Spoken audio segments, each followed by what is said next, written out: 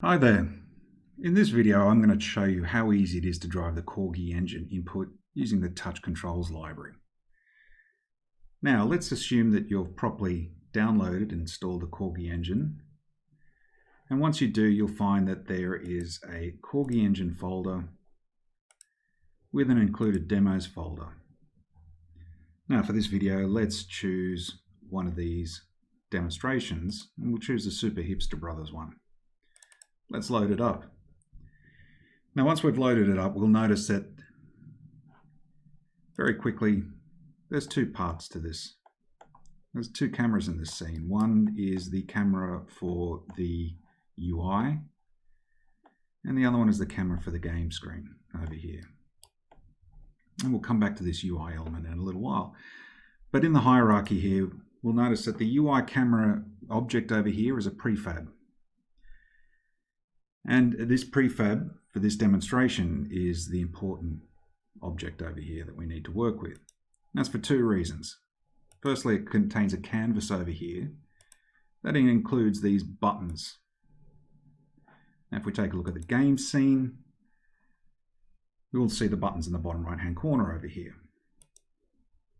The other thing to notice about this particular prefab is that it contains the important Corgi Engine input manager over here. Now this component over here has a number of settings. Most of these, once we know we are on a mobile phone, are not terribly important. So to get Touch Controls library working, first thing we need to do is add the Touch Controls Manager component. Now this component over here, for the most part, once you've added it, you don't really need to be concerned about it anymore. The second component we'll need to use is the lightweight UI input module over here. Now this lightweight input module controller is a replacement for the standard Unity UI input module. It has no settings, and it quietly sits in the background reading input through the UI and passes on those events as necessary. Now for this particular game, I thought the best way to be driving this would be through a joypad. So let's add a joypad controller. And the joypad controller, I believe, would be best if it was a full screen controller. And that's the first option up here. You'll also notice that it's got options for the left side of the screen, the right side of the screen, or the left and the right side of the screen, which will work as two separate virtual joypads. Same for the top and bottom of the screen, and the top and the bottom of the screen. And one of the last features down here is 4 quadrants, which means that you'll get 4 virtual joypads in the 4 corners of the screen. But for this demonstration, we're going to go full screen.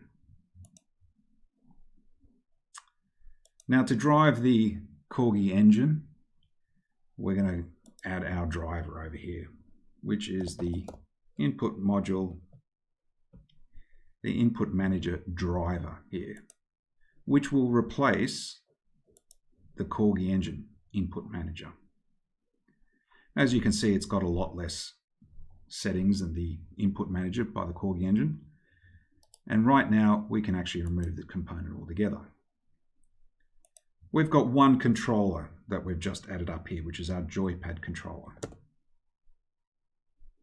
So let's pop that joypad controller into the object field here. And we're going to have one mapping for this. And that mapping is our full screen. And the control type is going to be our primary axis. Now this axis here is designated by the Corgi Engine. We could choose the secondary or the shoot axis. But this particular game uses the primary axis to move our Super Hipster brother. Now in terms of control, we're done. That's it.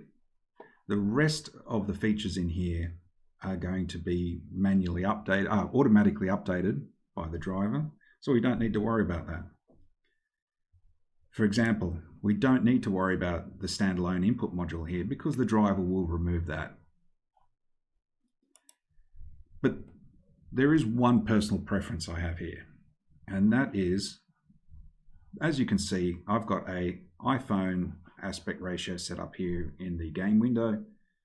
And if we turn these buttons on, if we take a look at them, you'll notice that they're miniature. They're in the bottom right hand corner over here. And I don't know about you, but my thumb would cover all 5 of them in one go. So let's modify that and get it a little bit more mobile friendly. And I like, again, we'll put them in the bottom right hand corner. We can set these figures, and so now it is anchored to the bottom right corner as it was before. But what I like to do is I would like to double the size of these buttons, and I can do so right there. Now, if I've done everything correctly, I should be able to play this game and have the touch controls library driving the Corgi engine. Now, fingers crossed. I mean, you never know in a live video like this, but the buttons have popped up, which is good. And on my touchscreen computer here, I should be able to drive our little super hipster brother using my touchscreen. So let's give this a go. Oh, there we go. That's working, and let's check the UI buttons, and they're working as well.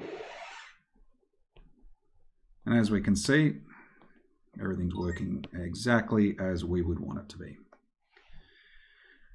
And with that, I'm hoping that I demonstrated how easy it is to use the touch controls library to drive third-party applications such as the Corgi engine. Thank you for watching, and I'll see you in the next video.